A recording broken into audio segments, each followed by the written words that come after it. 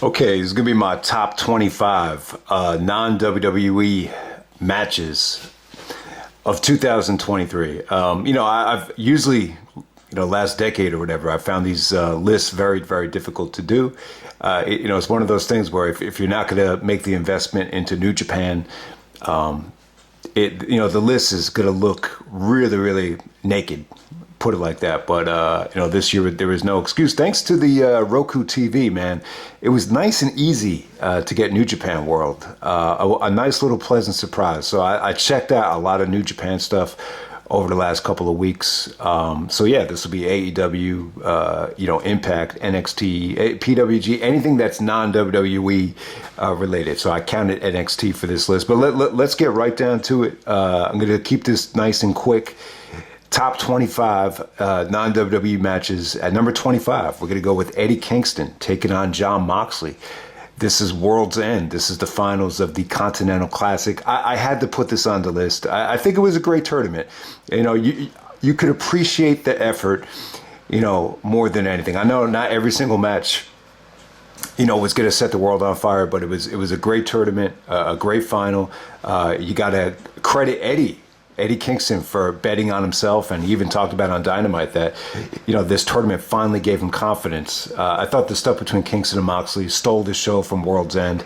It was arguably, one of the best, if not the best match of the whole tournament. I think most people would go with Bryan and Eddie as the match of the tournament when you look back on it, but I had to put this in there because it was the final. And, seeing Eddie with all three belts, I've never seen him that happy before. For the first time ever, he's happy, like Kane said during the Katie Vick angle. So there we go. Number 24, I'm going to go with Okada taking on NATO. This was the finals of the G1 Climax tournament.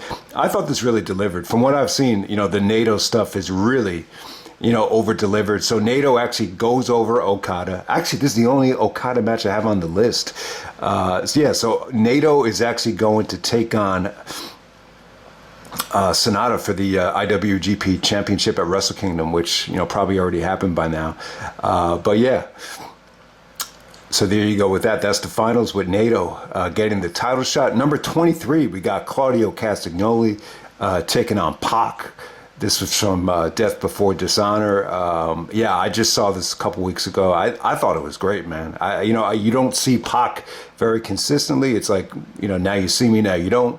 But yeah, they built this up at Blood and Guts at the last second, and I thought Claudio and Pac delivered an awesome match right here. There was some really, really good stuff. That gorilla press into the table was an awesome spot. I mean, their chemistry was really, really good. Rakola Bomb into Hurricanranas. I mean, Pac is an awesome wrestler. I just don't know what's going on. It's either an injury or visa issues, whatever it is. But yeah, Claudio had a pretty good reign. The reign in Ring of Honor in this climate, you can't compare it to the heyday, but the Claudio's pay-per-view matches definitely did deliver. At number 22, we got Will Osprey taking on El Fantasma. This is from the G1 Climax, day 14. Yeah, this was sweet, man. So El Fantasma, he was really a great matchup for Osprey. You just saw some incredible, athleticism sequences, near falls here. I just thought it was, this is one of the more entertaining matches of the year. If you want to be entertained, you want to see high flying, you want to see, just some mind blowing, entertaining stuff. Check out Osprey and Fantasma. At number 21, we got Bryan Danielson taking on Roosh.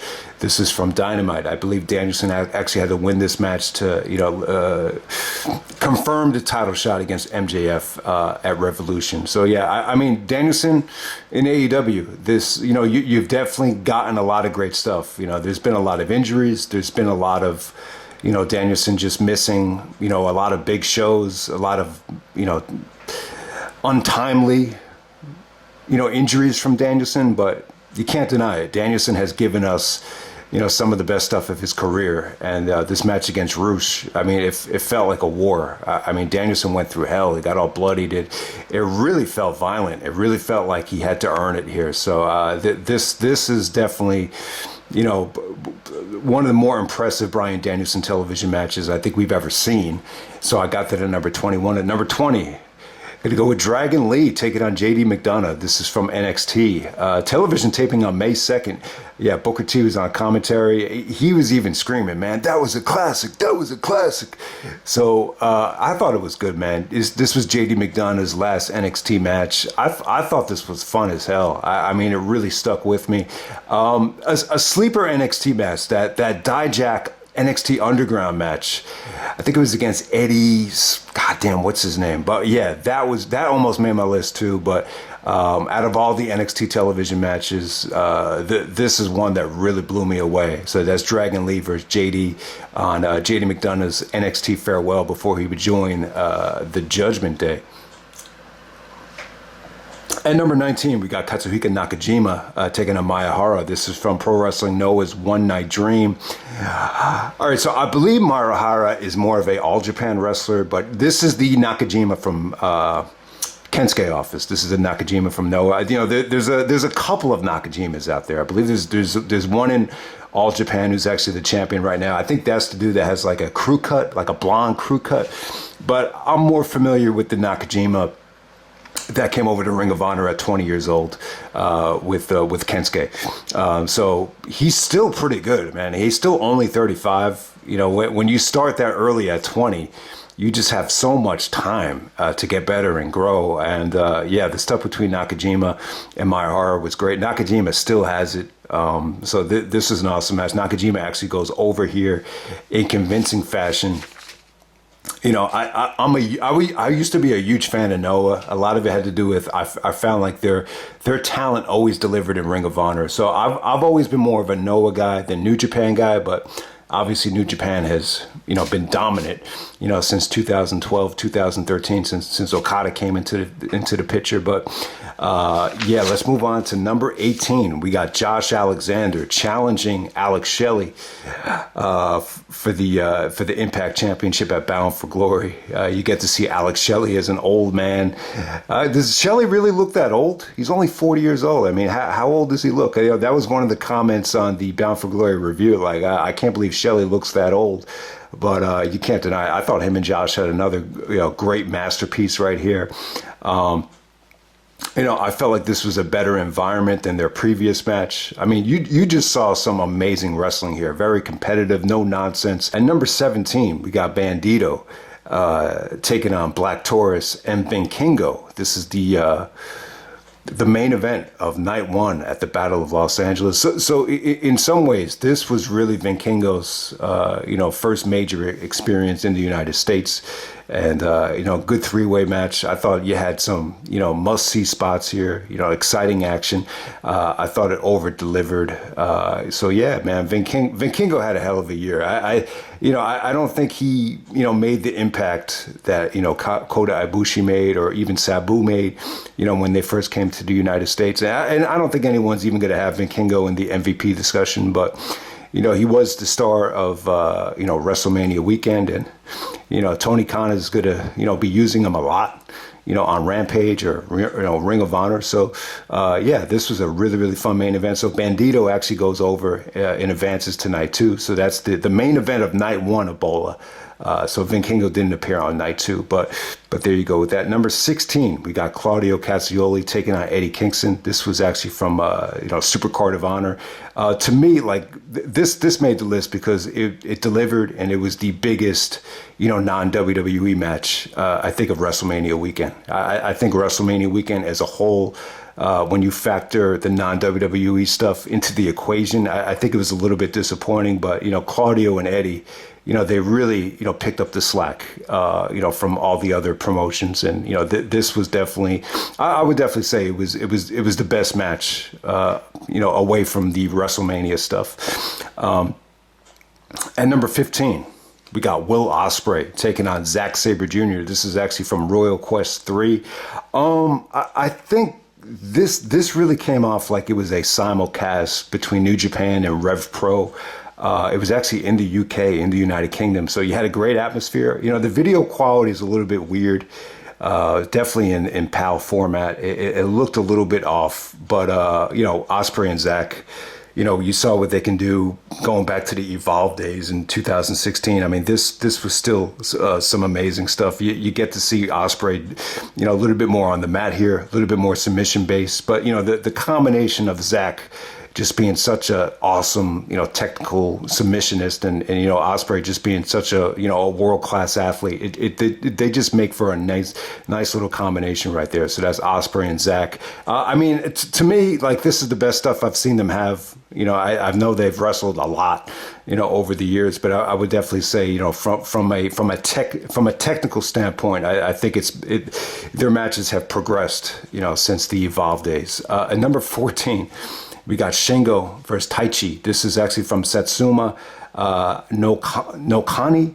That's the name of the show. So just it was hard to find, actually, but if you search it on New Japan World, just type in Satsuma and you'll find it. So Shingo versus Taii. Really, really unique match right here. I will say this: when you watch this match, you have to psych yourself up for it. Just get ready. You're going to be in for a long war. This is not an easy watch. It's not going to be for everybody. There are going to be moments you're going to find it boring as shit. But I could just appreciate how different this felt. I could appreciate the effort. I could just appreciate how hard both guys worked. So this was a really unique match. There's three different. You had to accomplish three things. You had to get a pinfall. You had to get a knockout. And then you had to get the guy to submit. So there was a lot of drama here. You actually had guys at ringside, just, the anticipation of them throwing in the towels, which was just really, really good stuff, good drama. But it was a war, man. I mean, it felt like it was almost an hour. Does anyone have an exact length for this match? It had to be like at least 55 something minutes, but yeah, Shingo had some good stuff this year, but I will put this on the list as well. I mean, he had good matches against Okada. The match against Ishii from Royal Quest 3 was really good as well. So there was a lot of Shingo's definitely still has it, but the match against Taii, I really feel like it just felt the most different. And no, I probably would never want to watch this again, but I could just appreciate it on a lot of different levels. Number 13, we got Will Osprey taking on Speedball Mike Baly. This is from Bound for Glory. Pleasant surprise right here. Once this started, it stole the show. So Osprey just had a lot of freedom, man. He's going to be labeled as the best wrestler of the year, and a lot of it just had to do with the flexibility he had to go over to Impact and steal the show, at Rev Pro, to steal the show at Forbidden Door. I mean, he just got so many opportunities to just knock it out of the park, and it was great for Impact too. It gave them some exposure. I thought Mike Baly really kind of kept up with Osprey and matched him, spot for spot, hold for hold. I mean, there was just some tremendous sequences and strikes here. So definitely check it out. But I can't say that it's going to be in contention for Osprey's best match of the year. It just felt a little bit too short and maybe a little bit rushed, compared to some of Osprey's, absolute best stuff of the year. But it definitely had its moments, and it's definitely the best thing I think Impact has done in years. And it's let's not forget, it's arguably the best Bound for Glory match ever, which is saying a lot. At number 12, we got Nakajima once again. Katsuhiko Nakajima actually taking on Kino. This is from Pro Wrestling Noah, the Sunny Voyage. This was on May 31st. This was really good. Really, really good stuff. The ending is not satisfying. It's a little bit long. It's a 45-minute time limit, but I could just appreciate it. There was just some, really, really good, kicks between both guys. They just kicked the crap out of each other, slapped the crap out of each other. I just thought it was a war. Really, really good stuff. So yeah, Noah has really, produced some good stuff this year. At number 11, we got Kenny Omega taking on Vincenzo. This is from Dynamite, March 22nd. All right, so like I said during the mid-year, I will put this on the list just because of the impact that it made. I never heard of Vincenzo before until this match. I just think it was huge for him. It was huge for that whole weekend. It really got everybody hyped.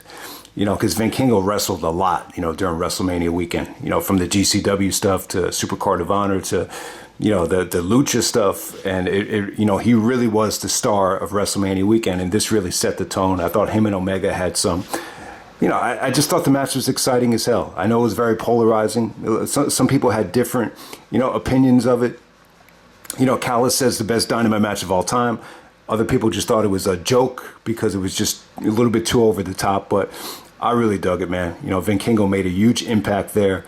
And I got to the number 11. They actually did have a rematch, I believe, at AAA. But no, I did not see that match. But if you have, let me know how it compares to this one. But this really just kind of came out of nowhere and just really over-delivered. So at number 10, we're going to go with Carmelo Hayes taking on Ilya Dragunov. This is actually from NXT's No Mercy. This is where Dragunov won the belt. I thought it delivered. I thought that was a beautiful decision that put the belt on Dragunov. So it's been an interesting year.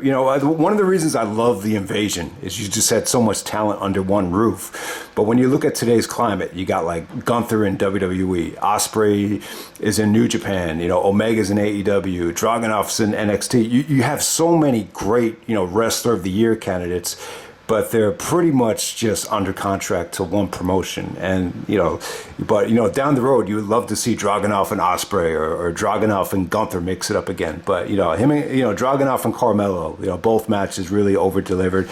This one, you love it a little bit more because you love the fact that Dragunov won the belt. You love the fact that you got a clean finish. So I will put the No Mercy match over the Great American Bash match. At number 9, we're going to go with the FTR taking on Jay White and Juice Robinson. This is from Collision, 2 out of 3 falls in Calgary. They went almost an hour. I mean, just awesome stuff right here. I mean, this really made Collision what it was. Collision put on some good stuff. I disagree with bringing another television show into the equation. I just think it's a little bit much, but I'm not going to knock the quality, man. Collision has produced, some really good matches this year. Not to mention, the Danielson Christian match, which did not make my list. That was from Collision. MJF and Kenny Omega was from Collision.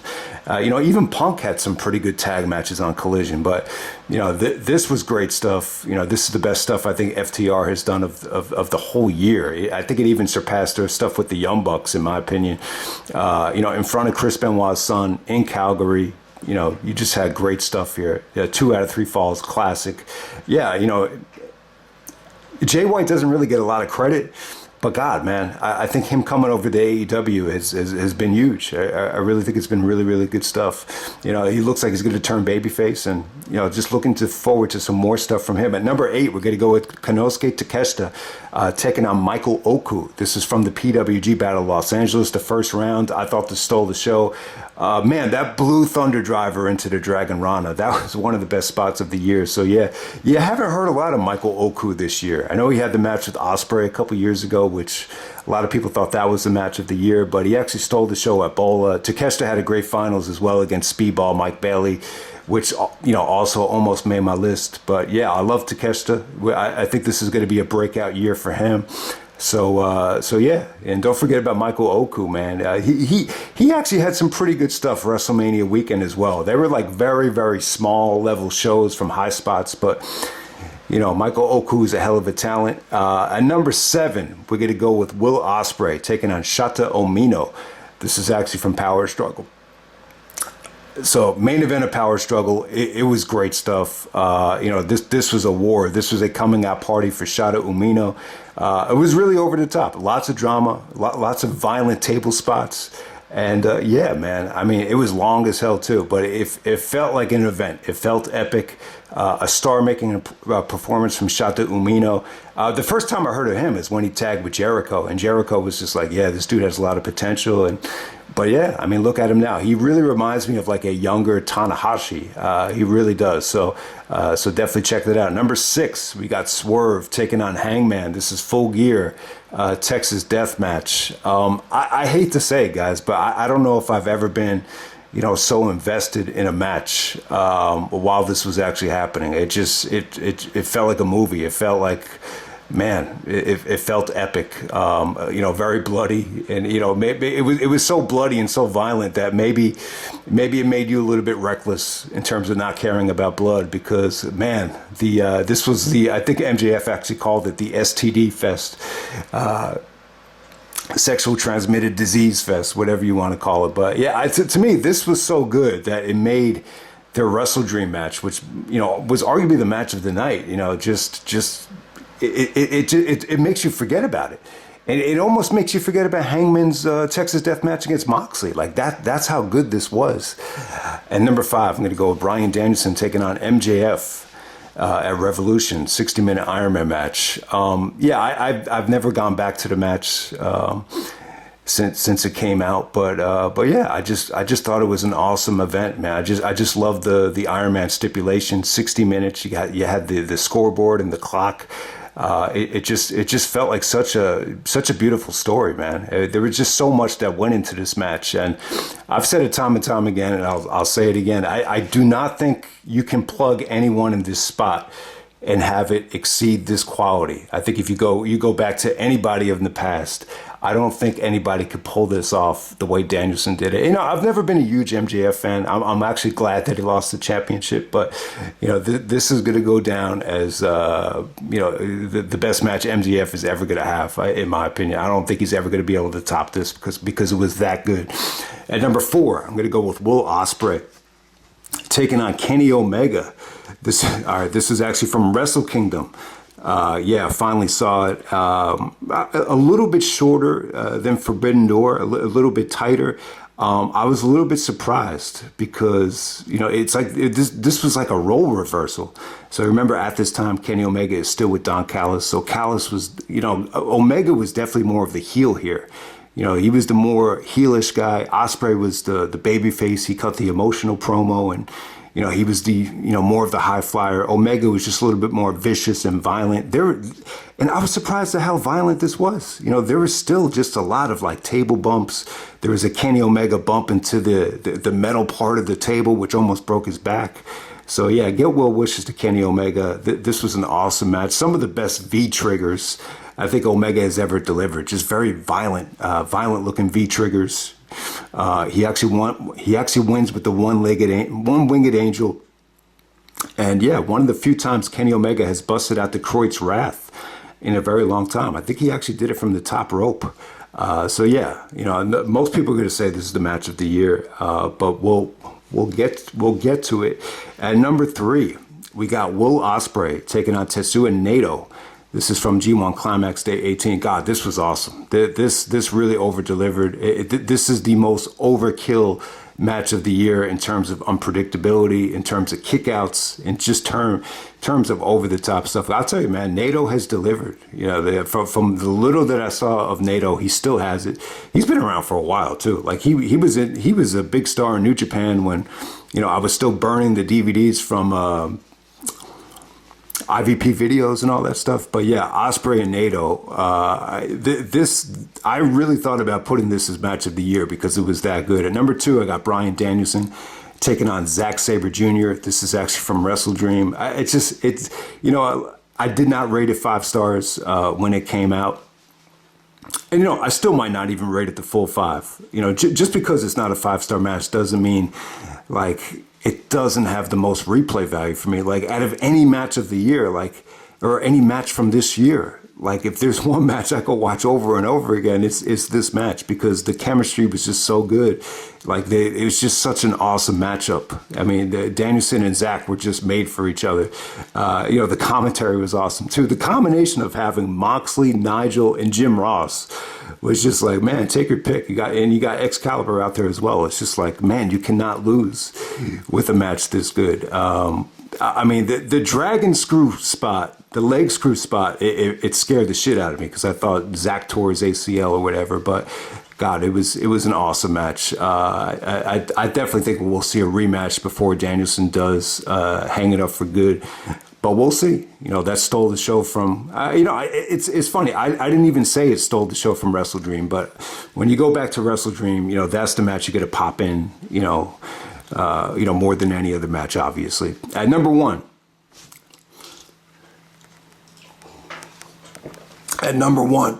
I got.